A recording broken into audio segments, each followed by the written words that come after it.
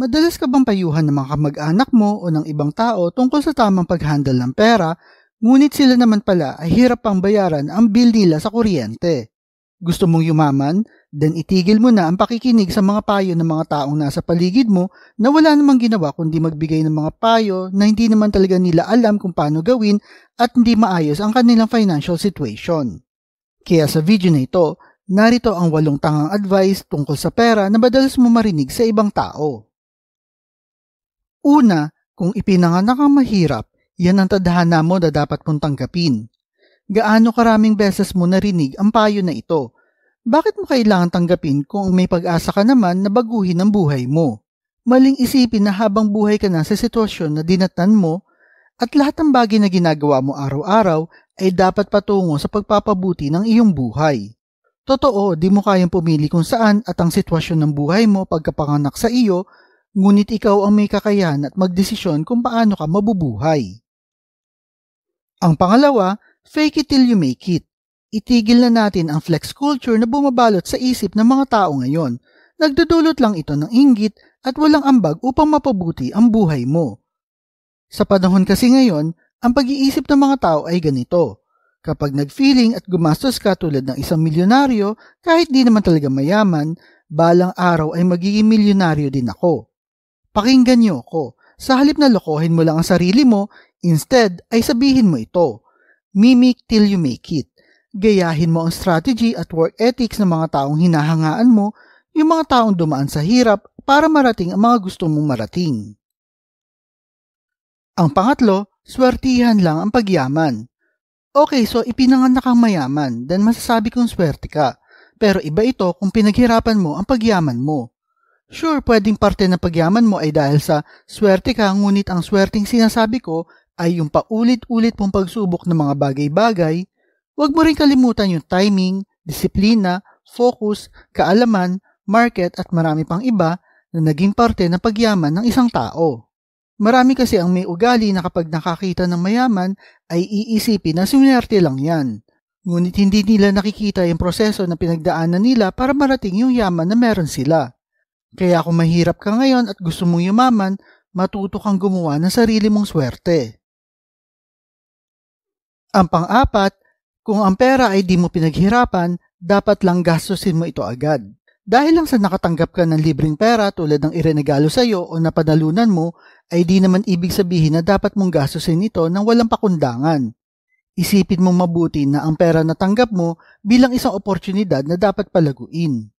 Pwede ring ang pera na tanggap mo ay pwede mong ipambayad sa utang o ibili mo ng mga asset o mga bagay na makakatulong sa iyo para magkaroon ng karagdagang kita. For example na lang nito ay ang pagbili mo ng camera para sa iyong wedding photography sideline. Ang camera na ito ay matatawag mong asset dahil may kakayahan ito na makatulong sa iyo para kumita pa ng karagdagang pera. Ang panglima, huwag ipunin ng pera. Mag-enjoy ka na lang ngayon. YOLO or you only live once. Yan ang sigaw ng mga tao ngayon, lalo na ng mga kabataan. Ngunit di nila naiisip ay yung yago or you also grow old. Ito ay isang maling kaisipan dahil iniisip ng karamihan na ang pera ay ginagawa para gastusin. Tandaan mo na mahirap tumanda ng walang ipon. Ang pag-iipon ay mahalaga upang meron kang panlaban sa mga di inaasahang pangyayari sa buhay tulad ng pagkakasakit o pagkawala ng trabaho. Mahalagang gawing balanse ang buhay sa pagkakaroon ng kaligayahan ngayon at pag-iipon para sa kinabukasan. Ang pang-anim, huwag mo nang bayaran yung utang mo, makakalimutan din nila yon. Ang hindi pagbayad ng utang ay maaaring magdulot ng malaking problema sa hinaharap. Mahalaga na magbayad ng utang para maiwasan ng mga penalties at maiwasan din ang pagtaas ng interest rates. Tandaan mo na kapag umutang ka ay bayaran mo ang pinagkakautangan mong tao at isipin mo rin na lahat tayo ay may mga bayarin at pangangailangan. Di mo lang din alam na yung perang ipinautang sa'yo ay nakalaan sa kanyang mga bayarin, ngunit mas pinili niyang ipautang sa'yo dahil iniisip niya na mas kailangan mo. Kaya igalang mo yung pangako mo sa mga taong tumulong sa'yo noong panahon na ikaw ay nangangailangan. Ang pangpito, mas maraming pera, mas malaking problema.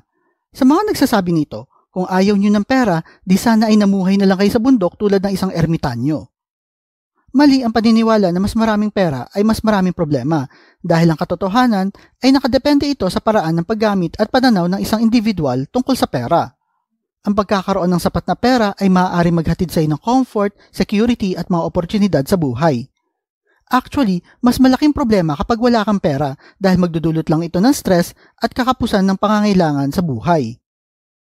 Pero di naman natin itatanggi na ang sobrang kayamanan ay maaari magdulot ng mga bagong suliranin tulad ng inggit at kawalan ng tunay na kaibigan dahil kadalasan ng mga tao ay lalapit lang sa iyo para maambunan ng pera mo.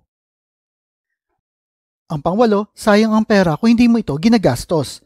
Ang mindset na ang pera ay ginawa para gastusin ay madalas nagiging dahilan kung bakit maraming tao ang walang naiipon.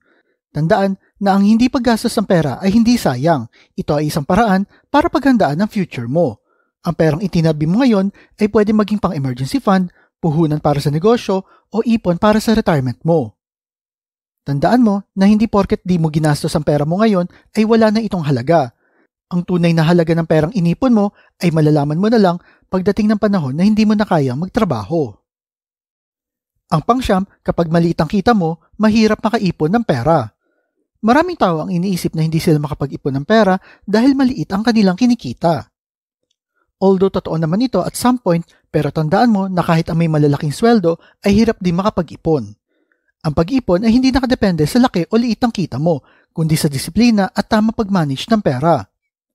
Kahit maliit ang sahod mo, kung sisimulan mo ang simpleng pay yourself first rule at mag-ipon ka ng kahit 50 o 20 pesos kada araw, lalaki din ito sa paglipas ng panahon. Ang sikreto dito ay consistency at pag-prioritize ng pangangailangan bago ang mga luho. Mahirap na lang talaga makaipon ng pera kung nasa puntong wala ka talagang trabaho at namamalimos ka na lang. Ang pangsampu, iwasan ng utang kahit kailan. Hindi lahat ng utang ay masama, lalo na kung gagamitin mo ito sa tamang paraan. Marami ang takot mangutang dahil iniisip nila na ito ay pabigat lamang. Pero kung gagamitin mo ang utang mo para sa mga bagay na nagbibigay sa iyo ng income, ito ay tinatawag na good debt.